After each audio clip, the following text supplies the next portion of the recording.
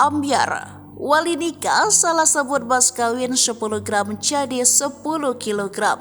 Reaksi pengantin wanita jadi sorotan. Momen ijab kabul saat akad nikah merupakan momen yang sakral bagi setiap pasangan. Namun, apa jadinya? Momen yang sakral tersebut justru menuai gelak tawa. Seperti halnya akad nikah berikut ini. Viral lantaran si wali nikah salah sebut mas kawin yang diberikan pengantin pria. Awalnya tidak ada yang salah dalam proses menuju ijab kabul yang dijalani sepasang pengantin video. Sampai akhirnya si wali nikah menyebut nama pengantin perempuan dan mas kawinnya. Saya nikahkan Ananda kepada Novia Nuranjani, anak kandung saya, dengan mas kawin emas 10 kg, ucap wali nikah yang langsung terhenti. Sesaat setelah salah mengucapkan hal tersebut, ke semua yang hadir langsung tertawa, terutama pasangan pengantin yang berada di depan. Si pengantin pria nampak tertawa hingga badannya condong ke belakang, sedangkan si perempuan tak bisa menahan tertawanya dan menutup mulutnya. Video tersebut sukses memancing komentar lucu dari warganet. Sementara video tersebut telah ditonton oleh warganet sebanyak 3,5 juta kali.